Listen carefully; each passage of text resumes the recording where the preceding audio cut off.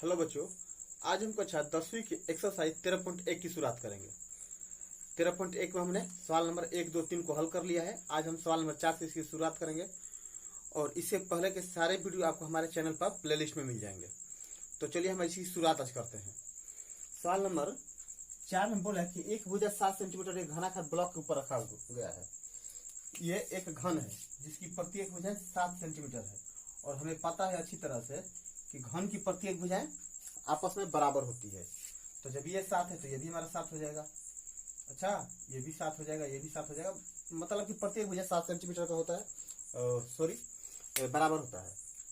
बोल रहा है कि अर्धगोला एक ऐसा अर्धगोला रखा हुआ है। अर्धगोले का अधिकतम व्यास क्या होगा? देखिए, बोल रहा है इस अर्धगोले का अधिकतम व्यास क्या होगा। तो एक चीज आप ध्यान से देखिए कि जितना गोला का हमारा लंबाई है, जितना हमारा घन का लंबाई है उसी एरिया पर रखा गया है अर्धगोला। मतलब क्या है कि जितना इसका घन का लंबाई है उतना ही अर्धगोला का क्या है, व्यास है। तो सबसे पहले हम लिखेंगे कि अर्धगोला का अधिकतम व्यास बराबर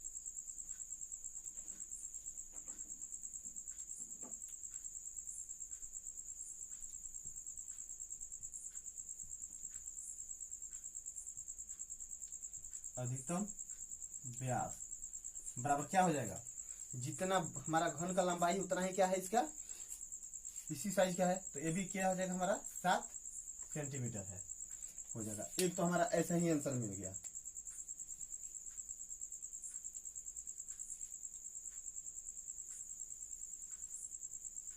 अब बोल रहा है इस प्रकार बने ठोस का पृष्ठीय क्षेत्रफल ज्ञात करें। इस प्रकार जो ठोस हमारा बना हुआ है इसका हमें पृष्ठीय क्षेत्रफल ज्ञात करना है। तो यहाँ पर हम लिखेंगे, ठीक है। सबसे पहले हम लिखेंगे, देखिए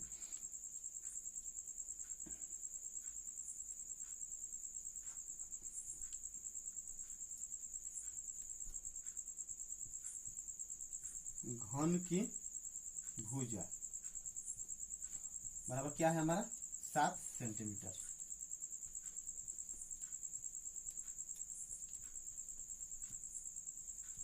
और अर्धगोले का त्रिज्या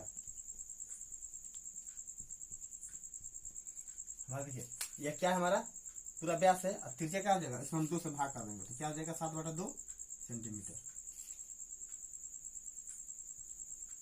वृत्त का त्रिज्या 7/2 सेंटीमीटर। ये जो हमारा नीचे वृत्त बना हुआ है सरफेस पे, इसका हमें त्रिज्या है। तो देखिए इसका व्यास 7 सेंटीमीटर है तो त्रिज्या क्या होगा, इसमें हम 2 से भाग कर देंगे। अब हमें निकालना है ठोस का क्षेत्रफल। तो एक काम कीजिए, आप इसका स्क्रीनशॉट ले लीजिए। फिर हम देखिए यहाँ पर लिख रहे हैं घन की भुजा m बराबर 7 सेंटीमीटर, r बराबर हमारा क्या है 7/2 और दोनों हमारा 7/2 सेंटीमीटर है तो हमने इसको ऐसे ही 7/2 लिख लिया।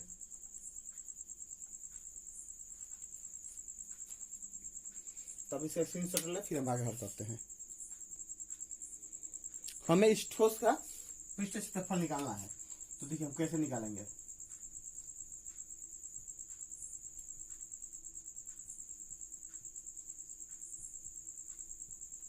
ठोस का पृष्ठ क्षेत्रफल, अब इसका हम पृष्ठ क्षेत्रफल कैसे निकालेंगे। सबसे पहले घन का संपूर्ण पृष्ठ क्षेत्रफल निकालेंगे। तो लिखेंगे घन का संपूर्ण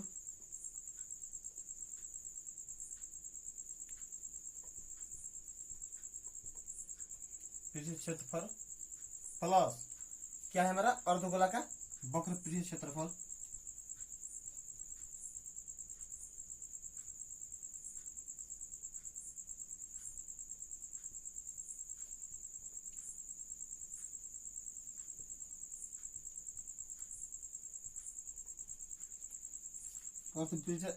पृष्ठ क्षेत्रफल।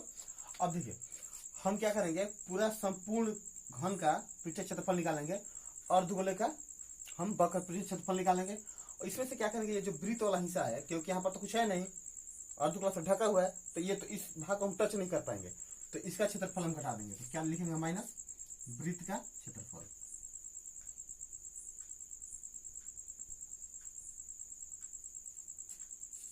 यहां तक आपको समझ में आ गया होगा। अब देखिए घन का संपूर्ण पृष्ठ क्षेत्रफल का सूत्र क्या होता है 6a² इसका वक्र पृष्ठ क्षेत्रफल क्या होता है 2 पाई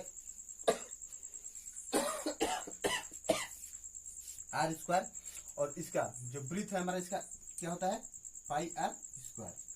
तो 6 इंटू ए हमारा 7 है, प्लस यहाँ पर देखो 2 पाई आर स्क्वायर में से 1 पाई आर स्क्वायर हट गया तो क्या हो गया पाई आर स्क्वायर। तो क्या हो जाएगा ये 6 गुना 49 प्लस 22 बटा में 7 गुना आर हमारा क्या है 7/2। तो कितना हो जाएगा ये 5 की 4 में 5 6 24 5 29 9 6 54 की 4 में 5 6 24 5 29 प्लस 7 से 7 कर लिया 11 12 में, तो क्या हो जाएगा 11 7 77 बटा में 2।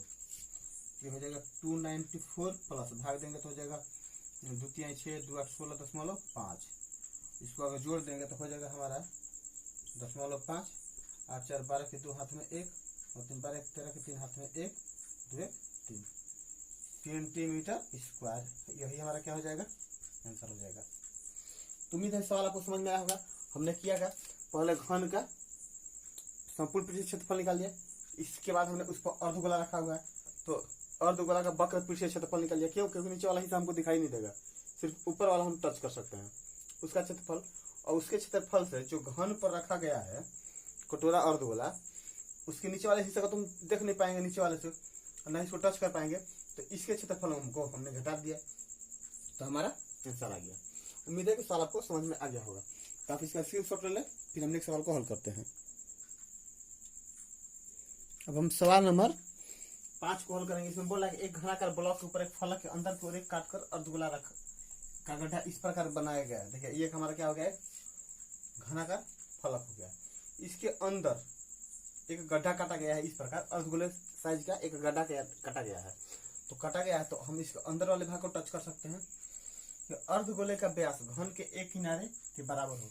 जो अर्धगोला का व्यास है इसका व्यास जो है इसके लंबाई के भुजा के घन के भुजा के लंबाई के बराबर हो, तो शेष बचे ठोस का पृष्ठीय क्षेत्रफल ज्ञात कीजिए।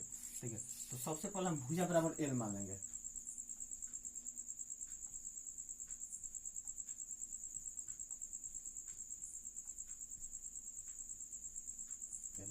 आप चाहे तो इसके जगह पर ए बी सी कुछ भी मान सकते हैं। यहाँ पर निकालेंगे हम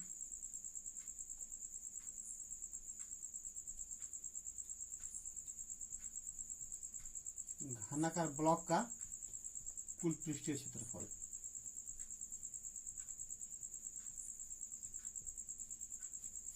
बराबर क्या हो जाएगा हमारा घन का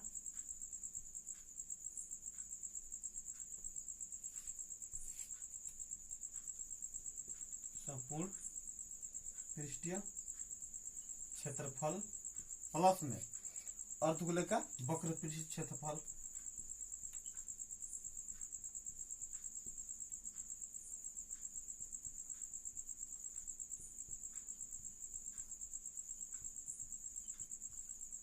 अर्धगोले का वक्र पृष्ठीय क्षेत्रफल हमने क्यों लिया वक्र पृष्ठीय क्षेत्रफल? क्योंकि जो अंदर की तरफ गड्ढा काटा गया है उस गड्ढे को क्या कर सकते हैं हम टच कर सकते हैं। तो जिस एरिया को हम टच करते हैं उसी का क्षेत्रफल भी निकालते हैं। माइनस इस पूरे में से एक कौन सा ये विलन बन रहा है हमारा वृत्त का क्षेत्रफल, क्योंकि इसके घन के भुजा का लंबाई के बराबर है और वही उसी को हम टच नहीं कर सकते हैं। तो लिख देंगे माइनस वृत्त का क्षेत्रफल। अब देखिए घन का संपूर्ण पृष्ठीय क्षेत्रफल का सूत्र क्या होता है 6a²। अर्धगोले का वक्र पृष्ठीय क्षेत्रफल का सूत्र 2πr² और वृत्त का क्षेत्रफल πr²। 6a हमने किसको माना है भुजा हमारा, अगर इसको आप ले लेते हैं a बराबर l, तो यहाँ पर क्या लिखेंगे हम l का स्क्वायर प्लस 2। अच्छा एक बात देखिए 2πr² में से 1πr² गया तो हमारा क्या बचेगा πr²। तो यहाँ पर क्या हो जाएगा हमारा 6l² प्लस पाई का मान 22/7 और r हमारा ध्यान से देखिए क्या होगा। इसका लंबाई हमने क्या माना है l माना है, इसका लंबाई हमने l माना है, तो इसलिए r बराबर क्या हो जाएगा l/2। यहाँ पर लिखेंगे हम l/2 का होल स्क्वायर। तो ये हो जाएगा 6l² प्लस 22/7 गुना l²/4। देखिए अब इसमें पाई के रूप में ही बोल रहा है लिखने के लिए आंसर में, तो इसको हम पाई ही रख दे रहे हैं। अच्छा, अब देखिए हम ये क्या करेंगे, 6l² प्लस पाई l² बटा में 4, और ये क्या हो जाएगा हमारा आंसर हो जाएगा। तो एक बार हम इसको थोड़ा वेरीफाई कर ले।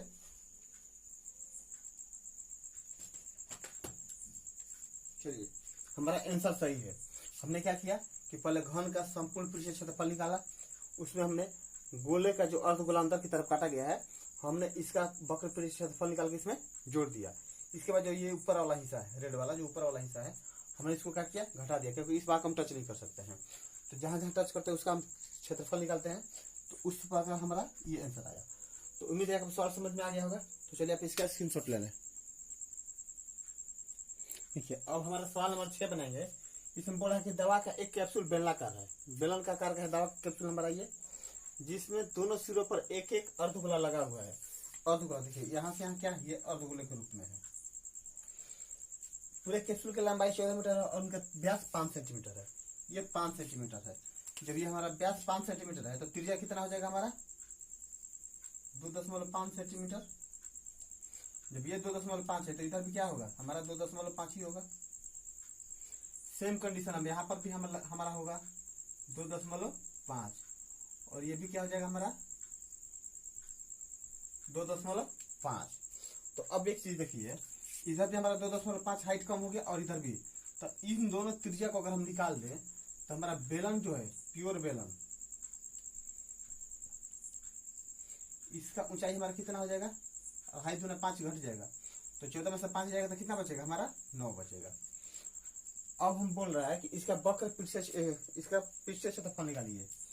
तो देखिए सबसे पहले देखिए बोला बेलन की ऊंचाई, तो बेलन की ऊंचाई बराबर क्या है हमारा 14 है, टोटल ऊंचाई 14 है, माइनस 2.5 प्लस 2.5 बराबर क्या हो जाएगा 14 माइनस 5 बराबर 9 mm। ये हमारा कैप्सूल की लंबाई हो गई। अर्धगोला की त्रिज्या, तो अर्धगोला की त्रिज्या हमारा कितना दिया है 2.5 mm। यहां तक आपका क्लियर है। अब हम क्या करेंगे कि बेलन का कैप्सूल का पृष्ठीय क्षेत्रफल निकालेंगे। तो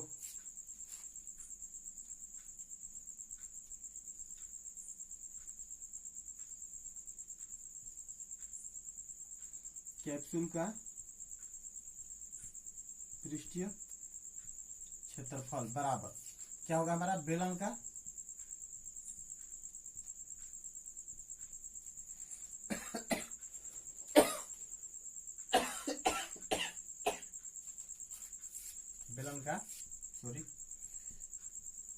पृष्ठीय क्षेत्रफल प्लस एक अर्धगोला हमारा इधर बना हुआ है और एक अर्धगोला इधर बना हुआ है, क्या लिखेंगे 2 अर्धगोला का क्षेत्रफल,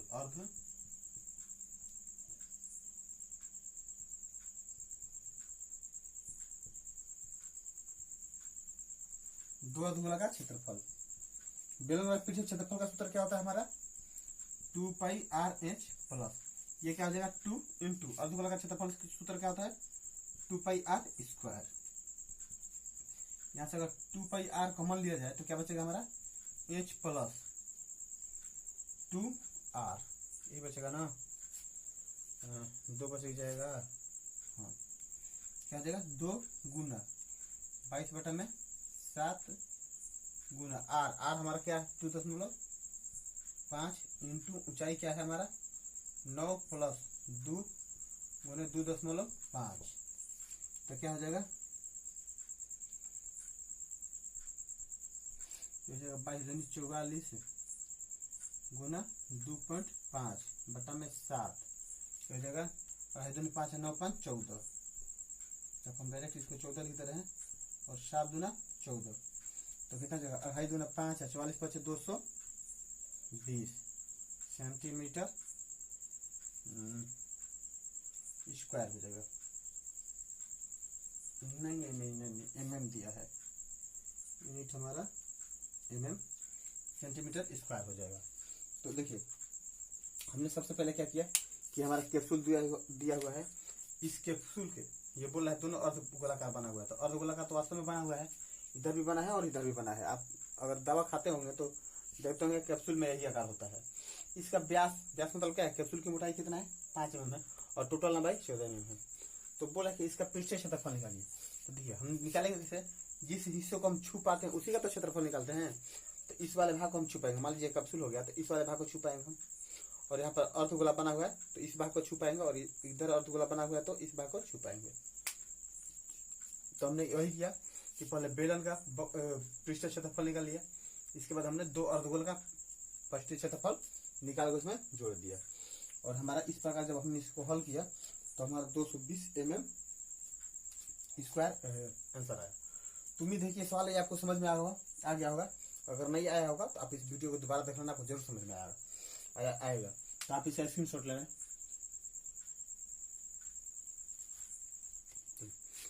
तो आज हमने सवाल नंबर 4, 5, 6 को हल किया।